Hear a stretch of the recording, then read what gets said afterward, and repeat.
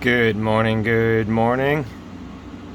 I wanted to show you guys the new DIY watering system I came up with here in the garden. I used to run the watering back in the day, and then I switched back to hand watering, but going back to the system again. I laid it out pretty similar to how I normally do, just made it a little bit cleaner, but I just wanted to make a quick video of just in case if anyone else wanted to make something simple like this. But all I'm using here are number 5 nursery pots with the cube cap system on the top. I think these are 3 gallon, just 4 little drippers in there. They sit right on top of your pot. Make for a nice clean setup. What's nice about these cube caps too is that if your stock gets too big, you can actually remove them right off, which is really handy. But 1/4 inch line just going right up to the cube caps. I did use RO pipe because the RO stuff is a little bit cheaper. You can get the the fittings and the pipe for cheaper than irrigation. So if you guys want to save some money, use RO stuff. Nice valves here. I always run 2 plants in here, so I don't need to have the valves on these ones, just these ones here if I wanted to run. And then just a normal Orbit manifold. This is just a 4-way manifold. Going into just some 1/2 inch irrigation pipe, schedule 10, just around the 2x4 tray, just to make sure that no water goes anywhere. And then this right here is just a pressure washer filter, and I put this here just to make sure that nothing in here gets plugged up. So this is the first thing I do, is it goes into here. I 3D printed some fittings here just so I could push it right into the irrigation pipe here. But this is just a normal, like I said, pressure washer filter. I don't know what the micron filter is, but it works great. I don't run nutrients through this, so it doesn't plug up. It's just tap water, but any like sediment or anything that falls into it, dust or anything like that, gets trapped in that, which is really handy. And then in this tray, I did put a drain. You don't need a drain in this style setup because it's not like I dump the water through the media. I more or less just use this just to give them some top water.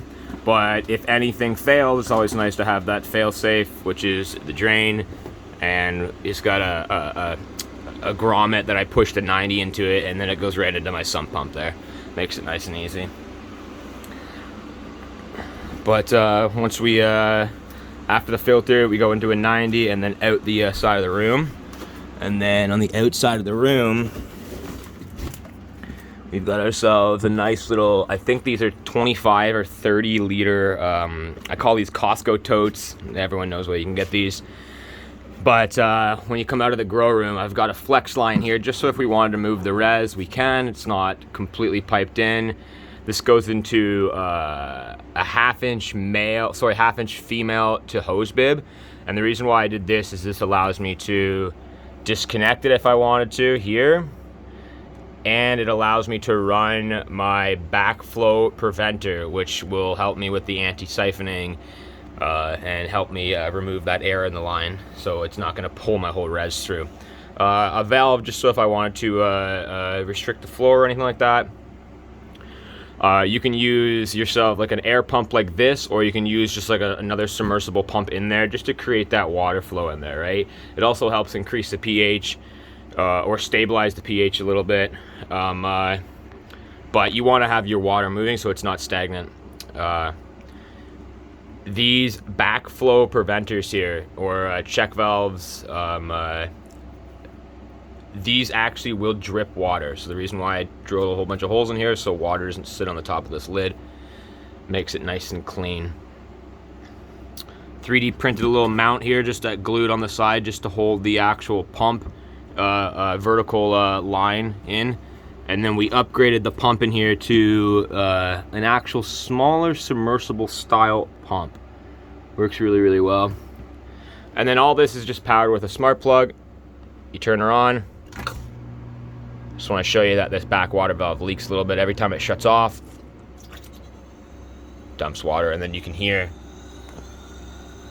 the air sucking through. So now let's turn the system on. The system is now on.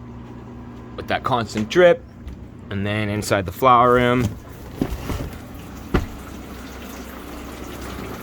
you can see the water dripping through the filter, and then each one of these caps has got the nice 3 or the 4 drips, all very, very consistent, nice and equal.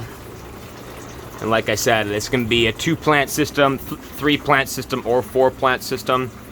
This is just in a 2x4 setup underneath that Arden 300 to 500 watt LED. But just very, very simple watering setup for anyone who is interested in making their life a little bit easier. As you can see, the water draining here, and then it will go down the drain once it hits that level.